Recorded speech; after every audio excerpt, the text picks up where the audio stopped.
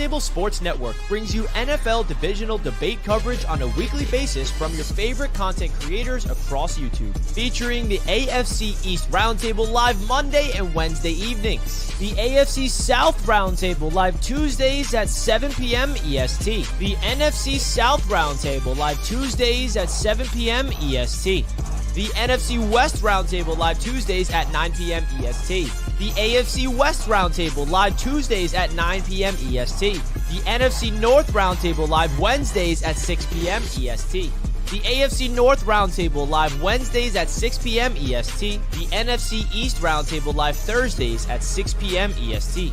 Roundtable Sports, real coverage from real fans.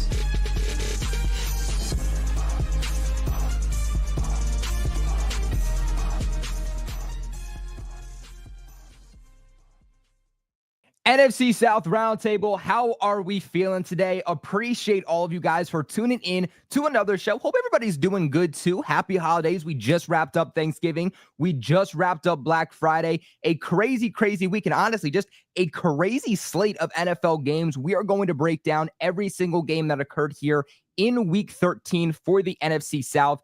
As always, I am Colby Cochran, your host here with Roundtable Sports. Today's video brought to you by BetUS. We'll talk to you guys a little bit later on how you can get a limited time exclusive offer from them to have a little bit of extra fun this football season before things wrap up. Super Bowl also just around the bend, playoffs just around the bend. This is where betting gets a little bit more fun. So we'll talk to you guys a little bit later from them. You guys might be wondering, TJ, is he okay? Where'd TJ go all of a sudden? TJ is still here. He's going to be a few minutes late, but he'll be here in the show a little bit later on. Until then, let's go around the table, see how you guys are doing. A few days removed from Thanksgiving. Smitty, how you feeling? I'm feeling a little bummed right now, but I'm a soldier. I pulled through it, man. I've been a Falcon fan 34 years. I've seen much worse. But NFL season is getting shorter and shorter, and it's time to step up, man. So this Sunday, man, is going to be a key game against Minnesota. Welcome back to Minnesota to Kirk Cousins. Can he step up? We will soon see. But trust me, this game right here is win or go home. Now, Smitty, I'm hearing a lot of potential quarterback talk here for the Falcons. Now, not really expecting anything to happen in season in terms of a quarterback change, but do you think that this offseason it is realistic that the Falcons could trade Kirk Cousins? Because those are rumors that are currently circulating around the NFL. Honestly, I'm going to say no, and there's 65 million reasons why I would say no. I don't think they want to take on that big cap hit, man, because they just got out of cap hill $80 million last year. So to go back in the cap hill again, just 2 seasons after that, I don't see it. However, I do see Kirk Cousins possibly retiring if he's not up to par health-wise this offseason. Because you remember, he's coming back from an Achilles injury, and I still don't think he's fully healed because he doesn't step into his throws like he needs to. And that lame duck pick six he threw, that lets me know that something's going on with that arm or that shoulder. Now, do you believe that the quarterback play is the ultimate reason on why the Falcons have fallen off the way they have over the last few weeks, or is it due to something else? I think it's a bit of both because they've yet to put together a complete game. If it's not the offense playing good, the defense is playing good. When the defense is on, just like last week, the offense doesn't show up. So you just got to put together a complete balanced game, and the coaches have to do their job, man. So at the end of the day, it's going to fall back on the coaches either way. So they have to get their guys up to play every Sunday, depending no matter if injuries or not. You just got to be a coach, and we talk about that all the time on the show. Coaches got to do their job, next man up type mentality, and it just really shows how much control you have of your team when you can just step up and do what you need to do and keep this team in the right direction. For sure. Let's go on over to TJ. TJ, how you doing today? Hey, I'm doing great, man. Thank you for all the people that's in the chat right now being here, and also, man, happy holidays to everybody. Sorry about my lateness. You know, I mean, I got a 5-year-old that's just taking karate, man. So we just try to. Hey, yes, sir. Got to get him straight, man. But look, all in all, I'm glad to be here, man. It was a exciting weekend of football. You know, I mean, we learned a lot from some of these teams, and some of these teams definitely separated themselves from the pack. I can tell you that. Agreed. Yes, sir. TJ's kids out here kung fu fighting. I absolutely love that. But like TJ alluded to, make sure you guys do leave a big like on the video. Subscribe to the channel for all of your NFC South news. We are trying to blow this roundtable up. As you guys might possibly know, we have a roundtable for every division in the NFL here with Roundtable Sports, and we are trying to make the NFC South the best roundtable out there. So whether you are a Falcons fan, a Saints fan, a Bucks fan, or a Panthers fan, this is where you guys have to come together as a division to do what we have to do to make this the best damn roundtable on the platform. But let's go down to you, James. How you feeling? You got to feel a little bit good this week, right? Oh, I feel fantastic, Colby. I mean, hey, only team in the division that won this week. There you go. It was we'll talk about it more, and don't get me wrong. Bullshit. Hey, Sorry. I think I got a cold coming in or something. I don't know. I tend to listen. Oh, a win is a win, but golly, it did not feel like the Bucs should have won that one. And we'll dive into it whenever we do talk about the game. But holy crap, the Bucs needed that win, and things have just gotten a lot more interesting, I think, in the NFC South race, in terms of how everything's going now between the Bucs and the Falcons and everything. Obviously, the Falcons still have some tiebreakers that we can dive into here in a little bit. But overall, I'm feeling good, but cautiously good. That was a sweaty game. I'm just going to say that. Hey, man, a win is a win and a loss is a loss. Now, Clay, unfortunately, like we just said, a win is a win, a loss is a loss. But the Panthers have really changed their identity over the last few weeks. I understand you're losing games, and at the end of the day, it doesn't matter if you lose a game and it's close.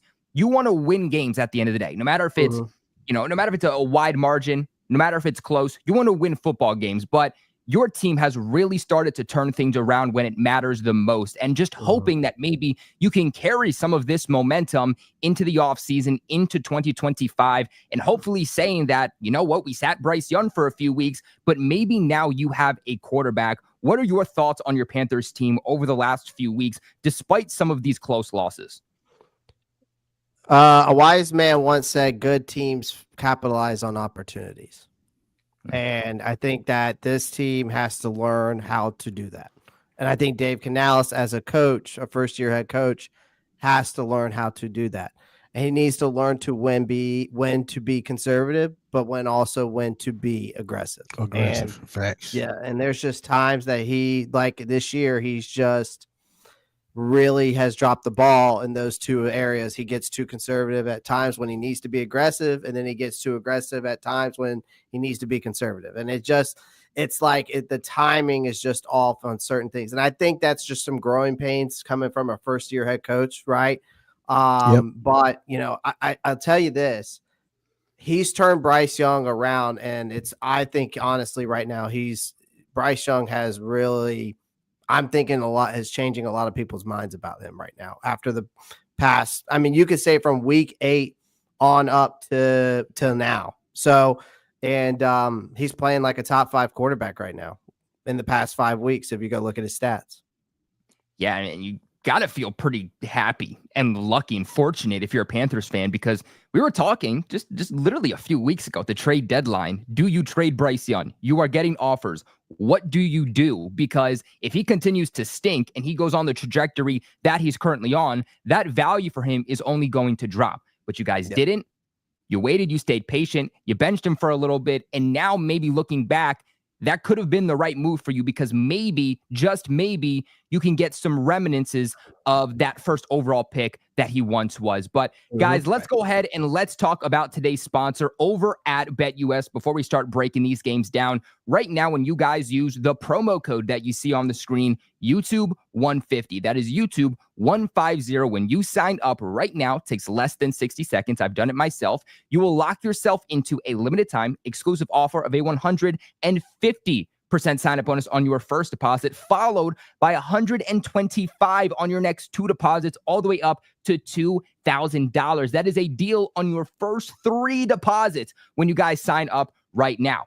BetUS can also give you a 200% crypto deposit bonus, give you 10% back on your net losses 2 times a year, out here taking care of you and your money the way that no other sportsbook is. And they are changing the landscape of online sportsbook because right now they can give you your very own personalized account manager. They also have live wagering on all major games, fastest payouts in the industry, a fast and easy deposit and withdrawal process, and they have the best betting variety in the business. Not just talking about NFL games, but NFL futures, the NFL draft. NFL awards are right around the bend. Who's going to win MVP? Is it going to be Josh Allen? Is it going to be Lamar Jackson? Is there a chance that Saquon Barkley could pass both of those guys and potentially even beat the all-time rushing record? These are just some of the cool things that you can bet on with BetUS. They also have,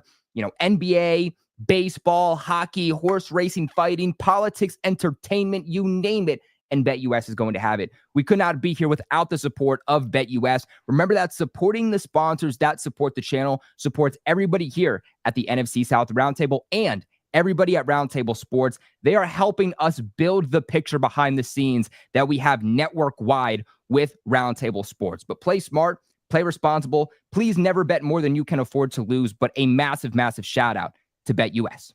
But fellas, let's start getting into these games. And Smitty, my man, I want to start with you because your Falcons, like we alluded to a little bit early on, starting to come back down to earth a little bit more. And like we coming said, back down, they don't fail. Smitty, this is where football matters the most. Real football starts in November. Real football starts in December. You were a playoff team, and right now those hopes are starting to dwindle down for you. You go up against the Chargers, another playoff team in the AFC, and you lose 17-13. Tell me what went wrong. Hey, I got to say this first, though. BetUS, I should have bet that money that the refs were going to cheat for the Chiefs again. I said it last week, and it happened. But oh my goodness.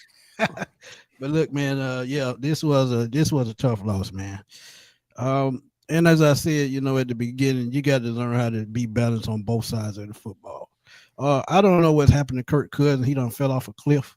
Like I said, that arm, it looked like a chicken tender right now. What a dipping sauce. He's missing too many open targets. He's not going through progression properly because if you've seen one play, Bijan standing right in front and wide open, he goes to the end zone, throws an interception. Darnell Mooney comes across the middle. He throws it behind him, hits the ground, doesn't even reach him. So now the Michael Penix conversation is in effect, as you asked me earlier.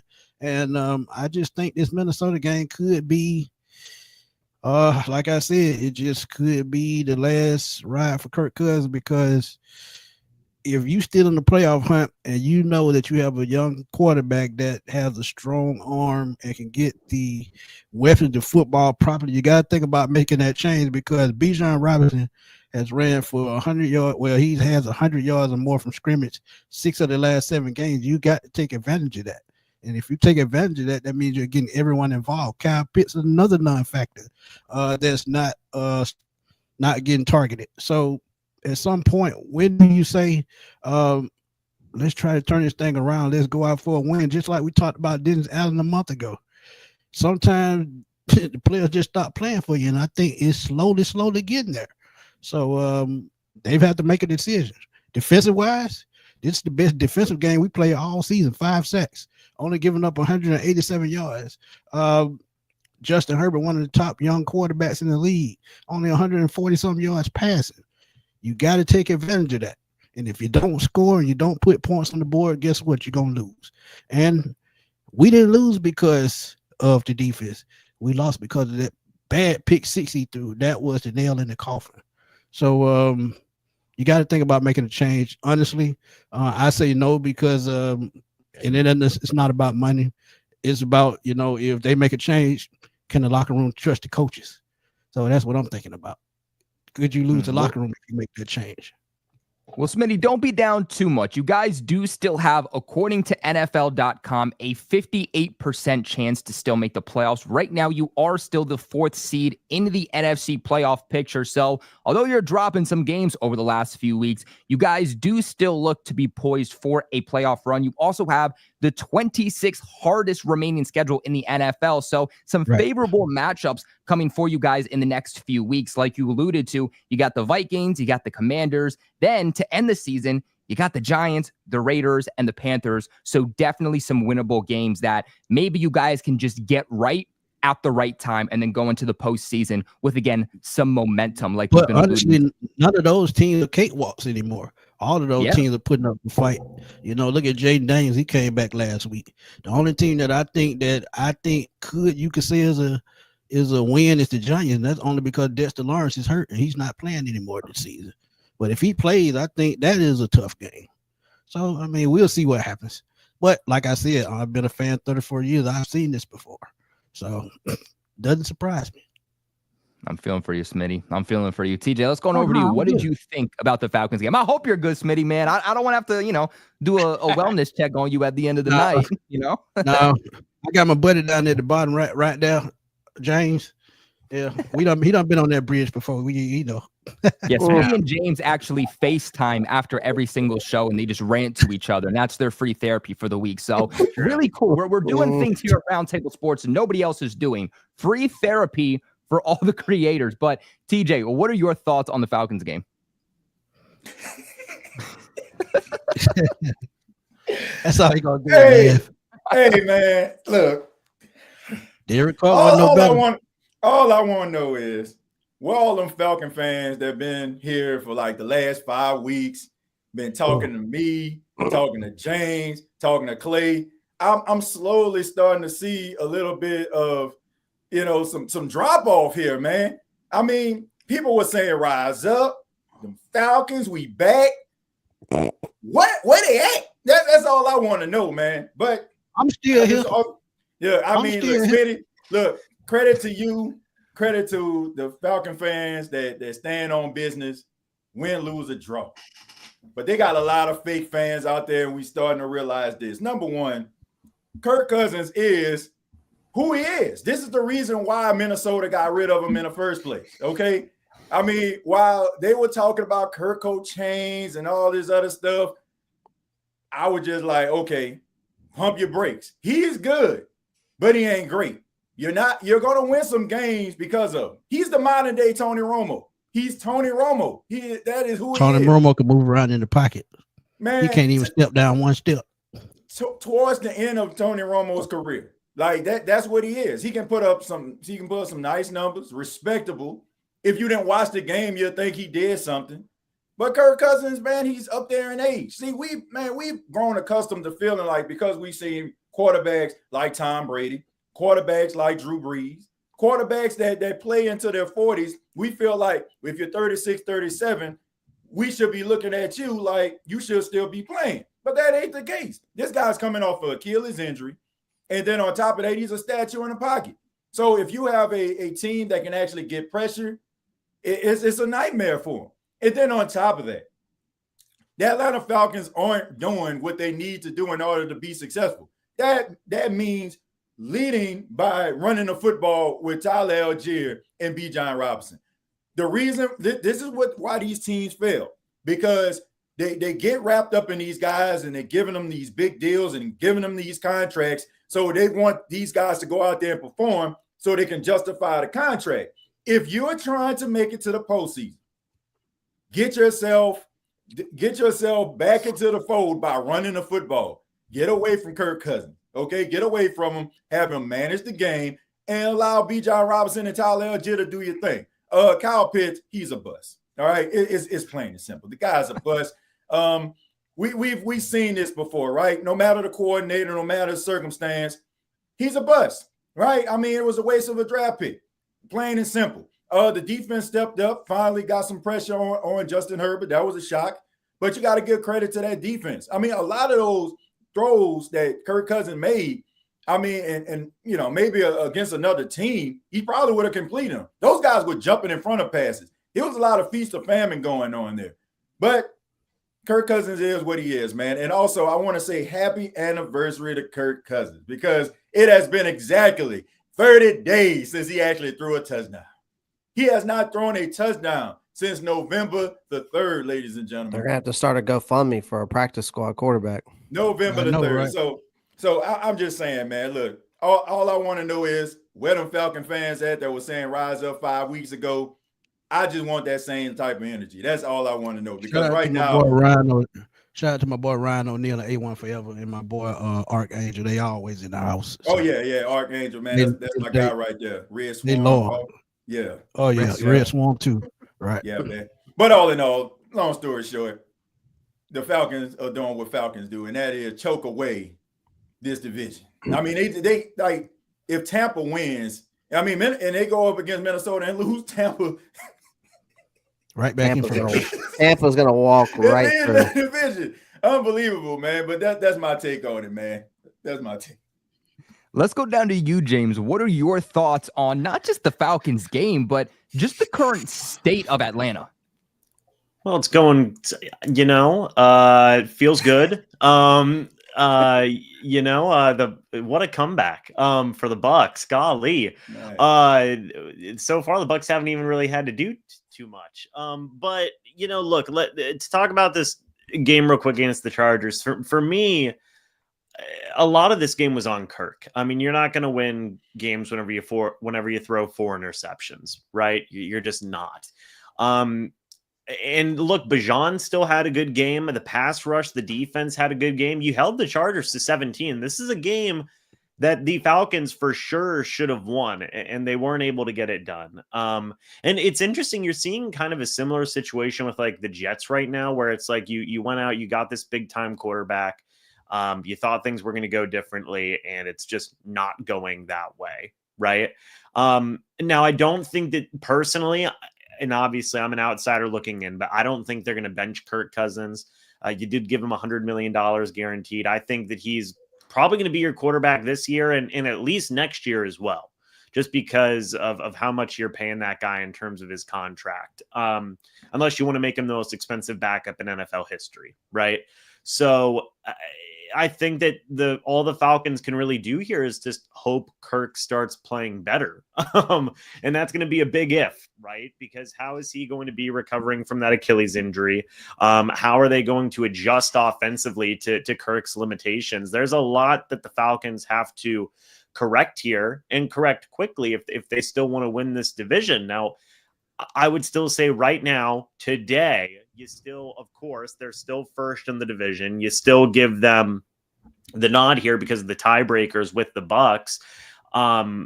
That's why it still was such a big deal that the Falcons swept the Bucs earlier in the season. But the Falcons have not been looking great the past couple of weeks. And this was a very, I imagine, hard pill for Falcons fans to swallow. And I imagine that this is very worrying, and for people looking at Kirk Cousins and going, oh my God, how is this going to be down the stretch? Right. So some big things are going to have to be corrected in terms of this offense. The defense, you finally started to see them come alive in a big way in this game.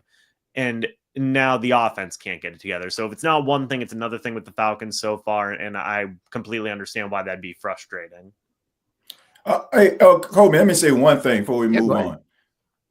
You got to give credit to Terry Fontenot, man, because that was a ballsy move that he made during the draft, and he got criticized because of that. So a part of him in the back of his mind probably thought, this is the type of Kirk Cousins like we might see. So I need an insurance policy. Yeah, so his stock as a general manager went up. Despite what's going on with the team, that was a smart decision by him. So I think he should get the credit he deserved for making that decision and taking that ridicule, man. And not only that, fixing the salary cap as well. Mm-hmm. We were in cap hill with just 3 players. Just think about that. Mm-hmm. Yeah. And he erased all that. Now, James, I think everybody thought that after the injuries to Mike Evans and Chris Godwin, that the Falcons were all but certain to win the division. Now you guys are tied. Do you think that you have the upper hand at winning this division? And do you think that by the end of the season, just a few weeks left, that the Buccaneers will reign as NFC South champions? Based on the evidence that we're seeing right now today, with where the Falcons are at and where the Bucs are at, I think you could say the Bucs will win the division. Just because, and I still think it's going to be extremely close. And it wouldn't surprise me if this comes down to the Bucs just having one more win than the Falcons, or very similar to what we saw last year with the Saints, right? Where it came down to TJ, it came down to tiebreakers, I believe, right? Yep. So I imagine we could see a very similar scenario, but just maybe one more win than the Falcons. You really look at the Bucs schedule, the only game that they have left against a team with a winning record is the Chargers. The Falcons play the Vikings next. The Bucs play the Raiders next. So it's a really bad time for the Falcons to be free falling. And we talked about this, right? Where it was, unless the Falcons started to free fall and make mistakes, it was going to be their division to lose. And right now, that's what's happening. Could it change? For sure. But right now, if you were to ask me today, I do think that the Bucs have a better chance to come back and win this division right now than seeing where both teams are and the remaining strength of schedule. Smitty, what do you got to say about that? Do you agree with what James is saying, or do you push back and you're like, oh, hell no, the Falcons might be a little, rough right now, but we are still winning in this division? No, we still in it, man. We own a tiebreaker, and as long as we start winning again, it's going to be down to the wire. But again, like I said, it's any given Sunday, so the Buccaneers or the Falcons could lose a game that they have no business losing. That's just fact. That's anybody. So we'll just see. Well, you guys let us know, man. I'd be curious to get TJ and Clay's thoughts on that. Yeah, let's go around to you guys real quick. I think this is a great segment, and we'll get into Clay's thoughts before we wrap up the Falcons game in total, move on to the Saints. But let's start with you, Clay. What do you think about this race? Because it's become a very real race here in heading into Week 14 now. I mean, the Falcons have to play mistake-free football. You look at their schedule the rest of the way, they have to play mistake-free football. And if they don't, they might be a 9-8 by the end of the season, or they might be 8-9. Like, based off these last couple games, they have the hardest schedule compared to the Bucs. The Bucs literally only have one team with a winning record left on their schedule, and that's the LA Chargers that they have to face. So I mean, the Bucs kind of have a little bit of a cakewalk if you look at their schedule. And I told all these Falcons fans when I came on this show, to be the man, you have to beat the man. And the Bucs have owned this division for how long now? And this is where it's starting to look like, and if this is the Falcons thing that we're looking like, it's not even going to be close. The Bucs will win this division outright, probably by 2 games. Yeah, great point, Clay, too. Like we said earlier, the Falcons have the 7th easiest remaining schedule, but the Buccaneers, they have the 5th easiest remaining schedule. So that race for them is a little bit easier. TJ, what are your thoughts, your unbiased thoughts? Who do you think wins this one? I still think the Falcons going to win the division. I think that they went through like a little bit of a tough road. I think earlier in the season, man, they had a lot of positive breaks. You had teams that had players that was significant to their success not playing. There was some, think about how great Saquon Barkley is playing right now. Saquon Barkley dropped the pass. Dropped the pass in a goal line. They won a football game that way. A couple bad breaks when it came to them playing the Saints in Atlanta. They capitalized on some miscues. So, and then now I feel like when it comes to Tampa Bay, they had some bad luck, like midway through the season. But they ended up correcting it by bringing back Mike Evans off the injury, and I think it kind of played a role. And they got hot during the time where it just so happened the Falcons just started to teeter. But I still think that the fact that they played so well early and they separated themselves, earlier in the season, now all the other teams are playing catch up. they kind of can afford to kind of slip up a little bit, because now teams are going to have to really start to like win some games, and they're going to have a little luck too. So I still think the Falcons are going to win, but I think it's probably going to be like what you saw last year with the Saints and the Tampa Bay Buccaneers, where they have identical records, and it just so happened that the Falcons are going to have the tiebreaker and they're going to win the division.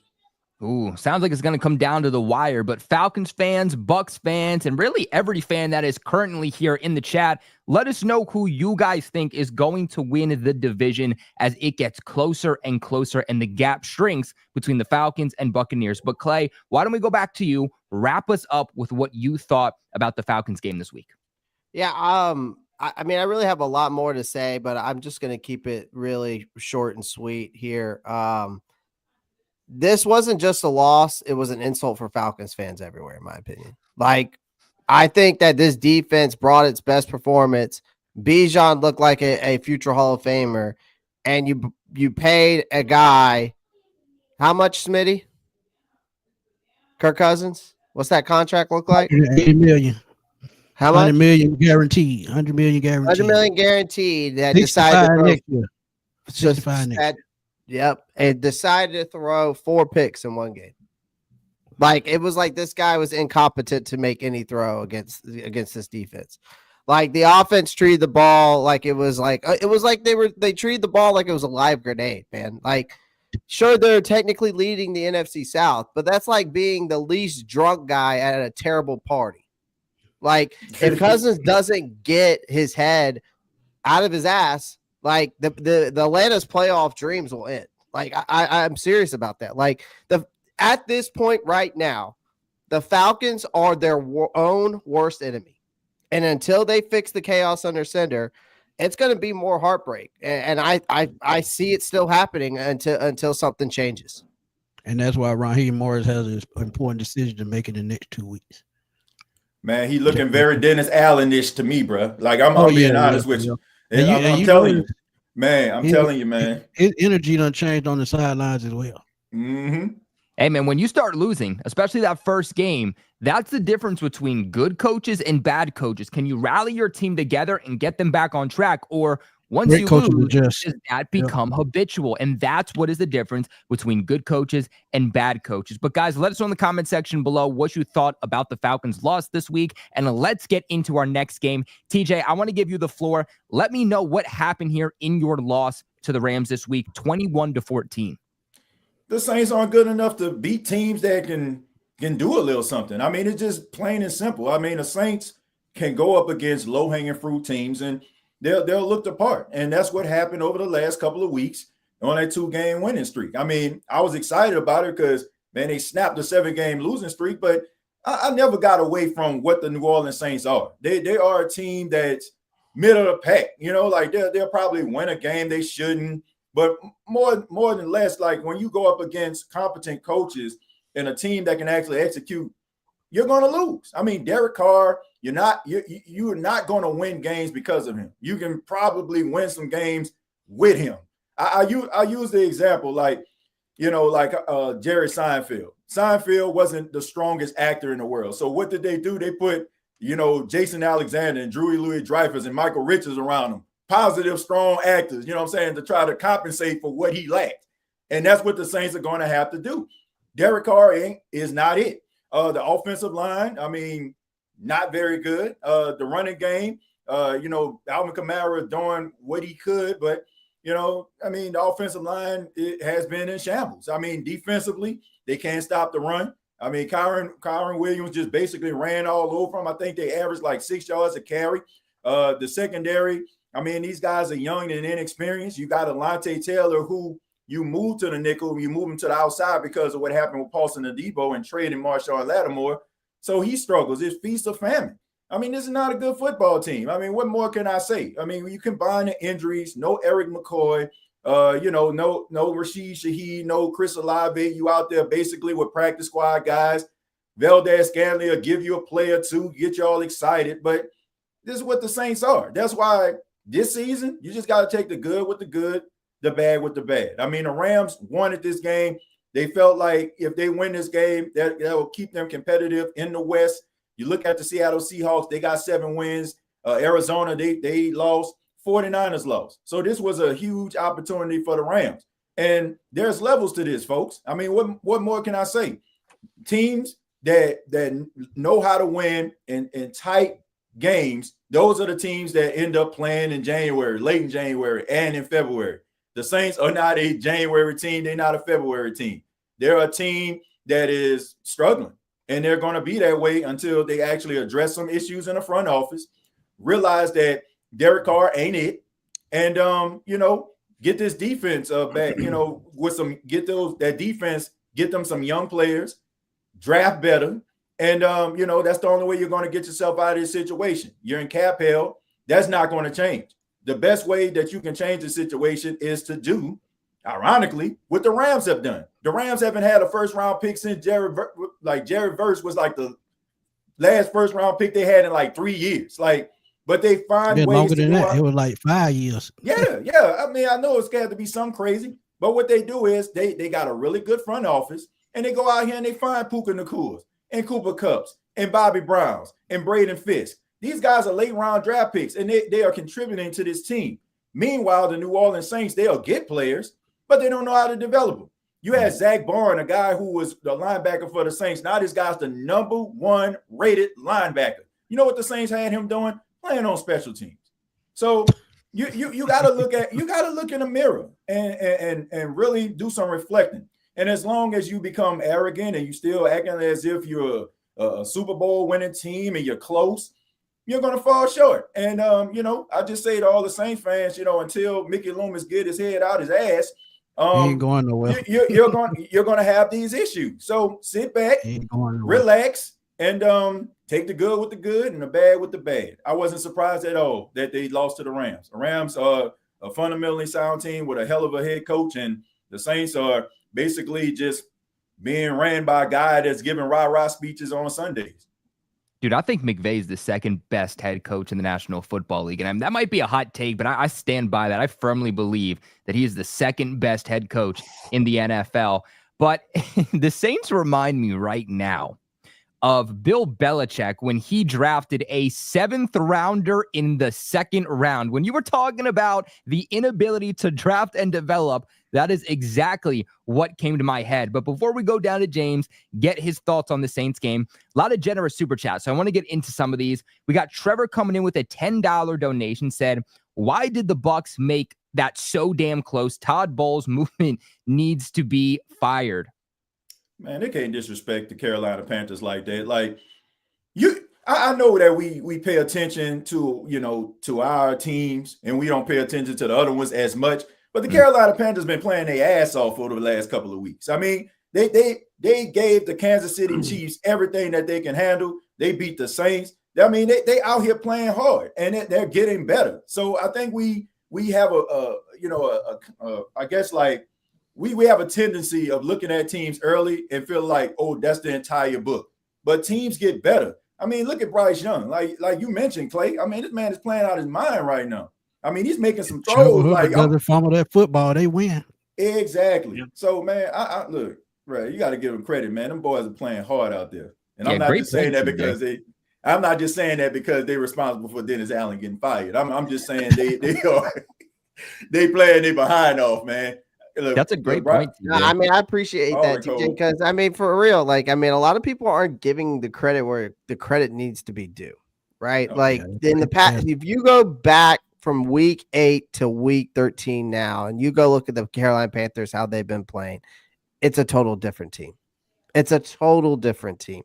It's competitive each and every week compared to what we were used to. Like, go look at the Chargers game, look at the Saint game, first 2 weeks, right? Then you beat the Raiders, and then you get your head taken off by the Bengals, and then you go play, then you played Washington. I mean, got your head taken off there.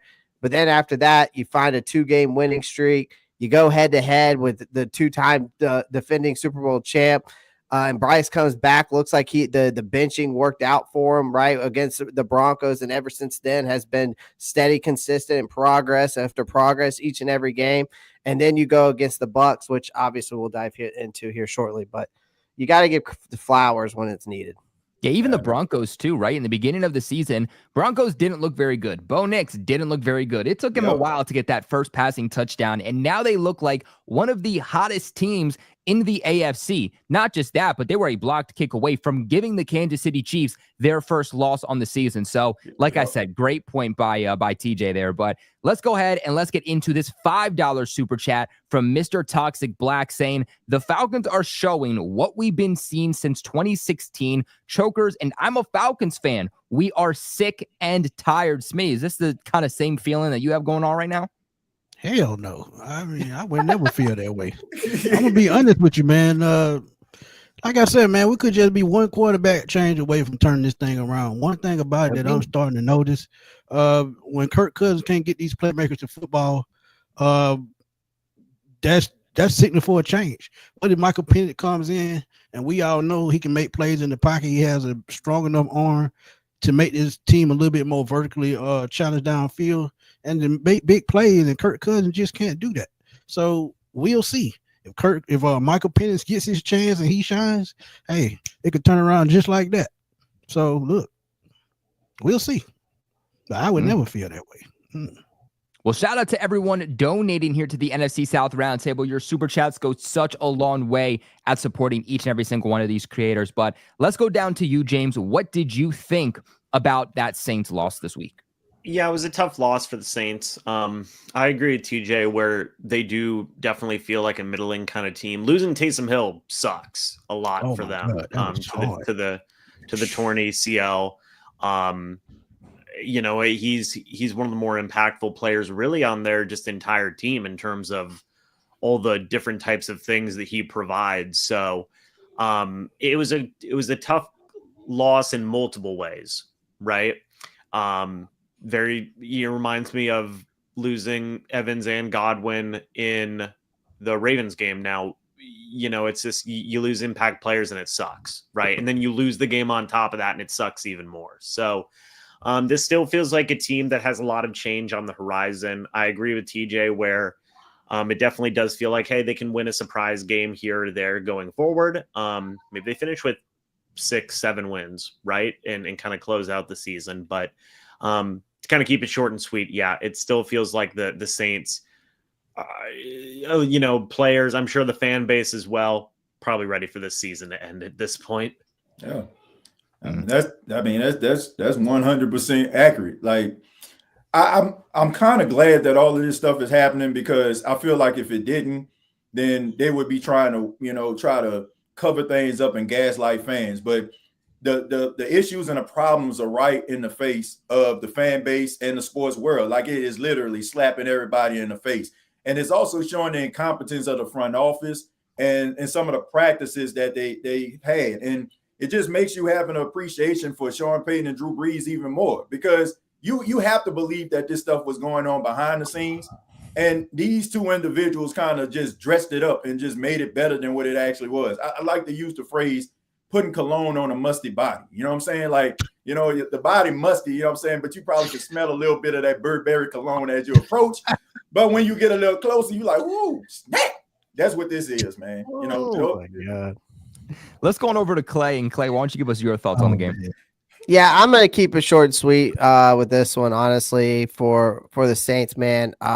When you fire your head coach, you know, midseason, you really can't expect much from a team after that. Normally, that means that it's going south, right, for the rest of the season. Like you can't expect much. It's going to be a lot of self-inflicted wounds. Like this again, this team, I felt like imploded a bit in this game. I mean, it's just a lot of poor execution, some bad coaching involved, a roster that's holding together with duct tape. I mean, and I'm not trying to talk like shit. I'm just being honest. Like it's just all coming together in a symphony of failure. Like the Saints season is circling the drain right now faster than I would say it's probably faster than fans can say, when does the draft start?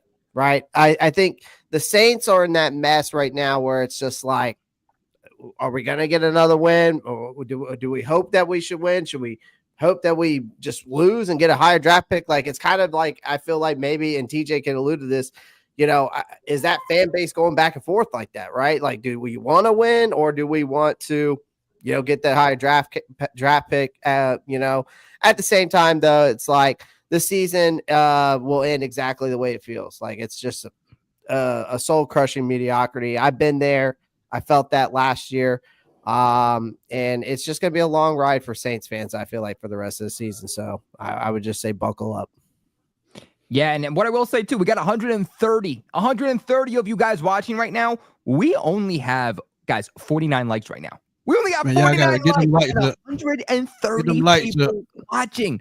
Guys, we hate to be those creators to be like, hey, make sure you guys subscribe, hit that like button, hit that bell notification so that you get notified, all that. But it's true. When you guys subscribe, it helps us. It helps you get notified every single time we post so that you guys get notified every single time we go live for you to get in on the discussion. Every single time we post a video for you guys to get in on the discussion. And liking the video helps grow the family, helps you guys meet more people in the chat, helps the comment section get a little bit more frisky, maybe spark a little bit more conversations in the chat. So let's grow the NFC South Roundtable family. And one of the big ways you guys can do that is by liking the video to help us get out there in the YouTube algorithm, subscribing, and of course, sharing maybe with some of your friends. But Smitty, let's go on up to you. And why don't you end us off here with your thoughts on the Saints game? I ain't got pretty much to say. I just want to say I don't know why the hell Alvin Kamara signed another deal. Because this team is going to be rebuilding for a while. TJ, no, I'm not lying. When you make a mistake at the head coaching position and you knew it wasn't the right hire and you let it go on 1 or 2 years too long, that just kicks the can down the road as far as being a contender. So now they have to get off Derek Carr's contract, and Alvin Kamara still could get traded depending on who want to take on that contract. But they need too much. They have older people at linebacker, safety. So it's going to be a growing pains for the next 2 to 3 years. But again, you just never know. Depending on the coach they bring in, could turn around faster than we think. But this team right here, they're not going nowhere. And you got to give credit to the Rams as well. The Rams been up and down all season, but when they hit that switch, I would be scared to play them in the playoffs. And you said it, Sean McVay is probably one of the best head coaches in the league. He's going to get his team up to play no matter who they play, no matter how tough the opponent. And that's the type of mindset you want. And the Saints found a coach like that. The Falcons found a coach like that. Hell, even the Panthers found a coach like that. And they may have one because they've started playing better. So that's what it's all about, man. Just coaching at the end of the day. Hey, guys, well, let us know your thoughts on this game in the comment section below. But let's get into this final game because we had a big in-division game this week, and it almost went the other way. The Buccaneers did come out on top against the Carolina Panthers, 26-23. James, let's start with you, and then we'll go into Clay. What happened here? How did you prevail with this dub? Well, let me be clear. I'm happy the Bucs won, and that is fantastic. However, and who would have thought that this would have been like one of the games of the week, right? Like went all the way to overtime, had crazy plays after crazy plays. I think one of the biggest stories of this game was the Panthers making mistakes and not being able to get out of their own way. The two Eddie Pinheiro missed field goals were really tough. Anthony Nelson towards the end of the game in overtime, forcing the fumble from Chuba Hubbard from the Bucs 37-yard line.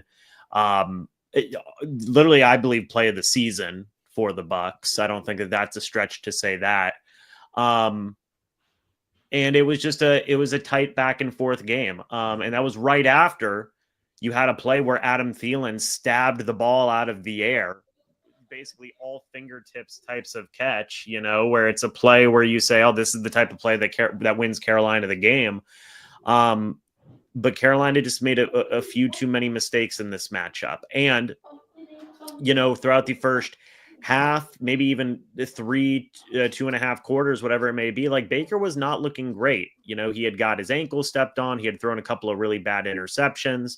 But towards the end of that game, man, Baker showed you why the Bucs have given him a long-term deal, why they had a lot of belief in him in terms of it being a 10-yard scramble towards the end of the game and a couple quick strikes to Sterling Shepard to get them into field goal range to go to overtime.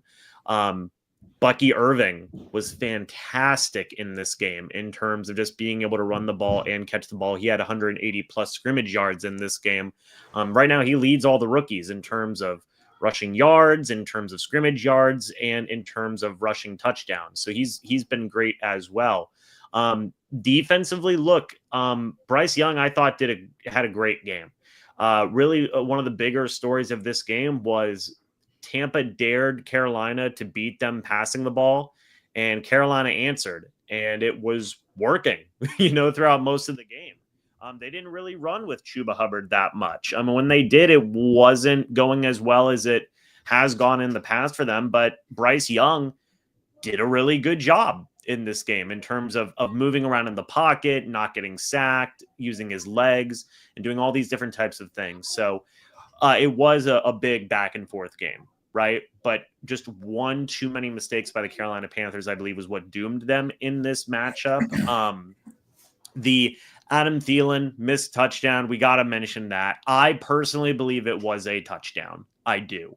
I've heard the explanation. I've read the explanation. I don't fully agree with the explanation. But, I'm also of the mindset of I don't think it comes down to one call at the end of the day. Yes, that was a missed call, but also the 2 missed field goals would have helped if those would have been made by the Carolina Panthers. If Chuba Hubbard didn't fumble at the 37-yard line, that certainly would have helped the Carolina Panthers. So I don't think it comes down to just one call. But it was kind of it added to that story of, man, the Panthers just couldn't get out of their own way and really ultimately catch a break in this game, all things said and done. So I will say, though, a win is a win. There were positives. That isn't to say the Bucs were just absolutely terrible in this game. I thought that, again, Baker, Bucky, some of the defensive guys did some good plays, but Carolina just made a few too many mistakes. Let's go on over to you, Clay. What did you think about this loss for you guys? Because like we've been saying about the Panthers, they're not really getting blown out anymore. They're staying in games. They weren't favorited to win this game. And obviously the talent level for the Bucs is much better than what it is for the Panthers. But you guys were able to hold on just like you've been doing for the last few weeks. You got to at least feel okay, dare I say, about the loss? I feel okay about it, but at the same time, it's like I said earlier, you have to capitalize on opportunities. Like, you missed 2 field goals, 2 crucial field goals that, honestly, you win this game by 3 points if you look at it that way. You met the refs called back that Adam Thielen touchdown, but they said they didn't have enough camera angles. And the billion-dollar industry that the NFL is, you don't have enough camera angles to overturn the call. Like, make that make sense. Like, and I made a short about this today. I'm like, so what's the next thing when these calls happen like this? What's the next thing? It's saying, oh, the Wi-Fi dropped, so we can't get the right replay. Like, it's the referees and these replays have to get better, because that is clearly a touchdown.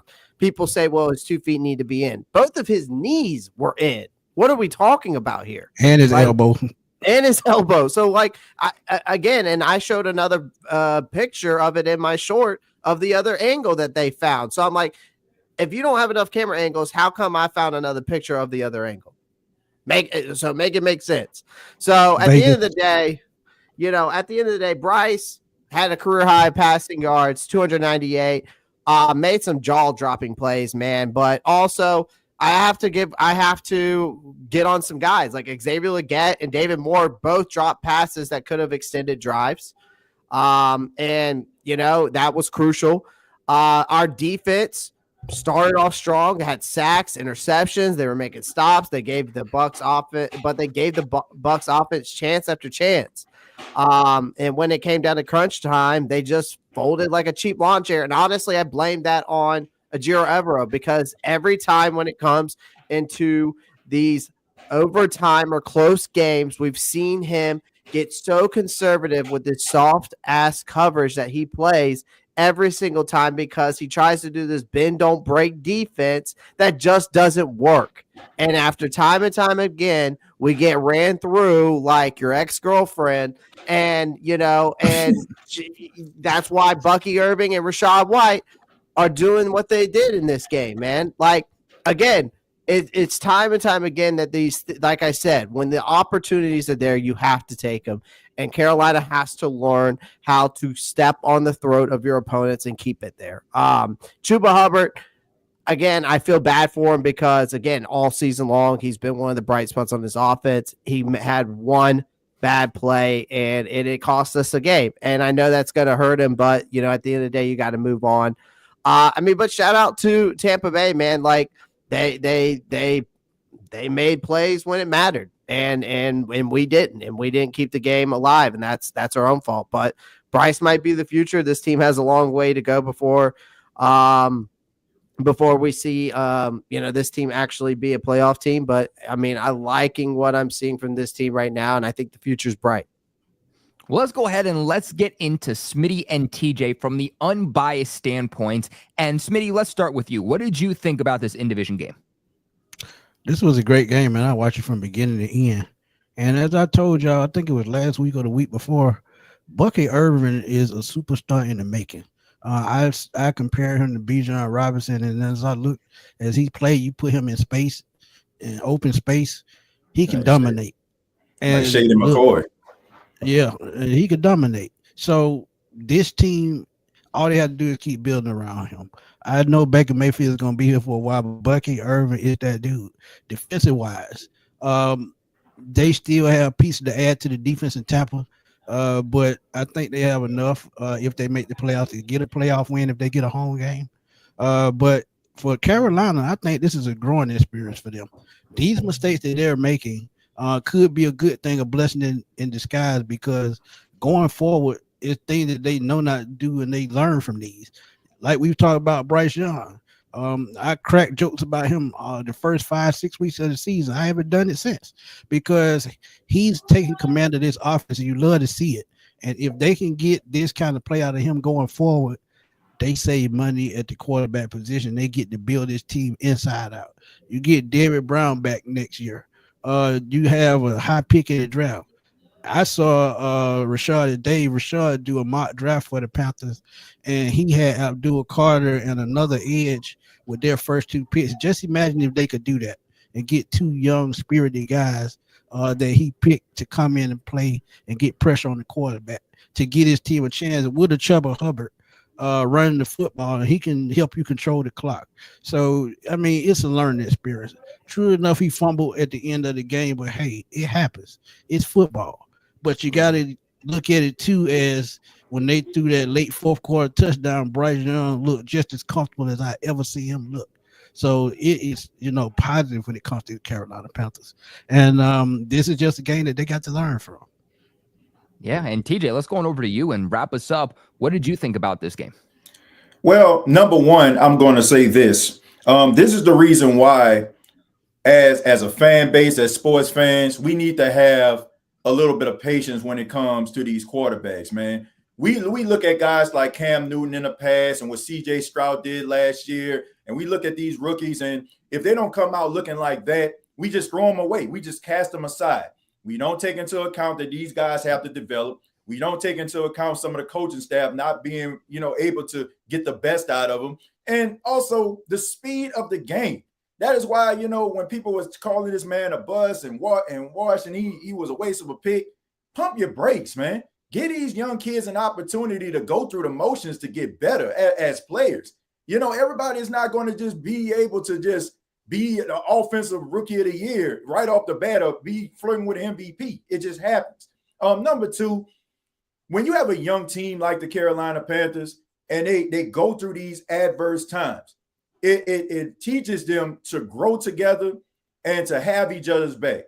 I look at and I think about the 2017 New Orleans Saints when they played against the Minnesota Vikings and that Minneapolis Miracle when Marcus Williams missed that tackle.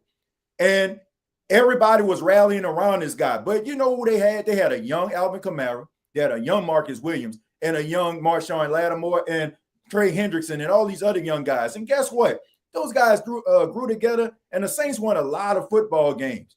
What these young guys are doing, they're going through growing pains, but they're getting better. And they're going to be scary next season. Like a team that's fighting like this, You got to look at 2025 and like, man, if they have a player here and a player there, they'll be okay. But I got to give credit to the Tampa Bay Buccaneers. They fought as hard as they can. They forced overtime, and God looked out for them, because I know y'all remember that game on Thursday night when Bucky Irvin was running the football by under 2 minutes left against the Atlanta Falcons, and he fumbled the football. If he had the first down. So if he would have converted, didn't fumble, the Falcons don't get the ball back, and they don't win that football game. So that was God looking out for them. That was guys playing, all right? But they didn't quit, and this is what you need to do. And they're getting hot at the right time. They got Mike Evans. He came back, made some plays. And Baker Mayfield, he's a gamer, man. I mean, he's a warrior. He's going to make some mistakes, but he's going to fight to the end, man. I mean, he's looking like Oklahoma-type Baker, man, where he just out there balling, man. And this is going to be interesting down the stretch.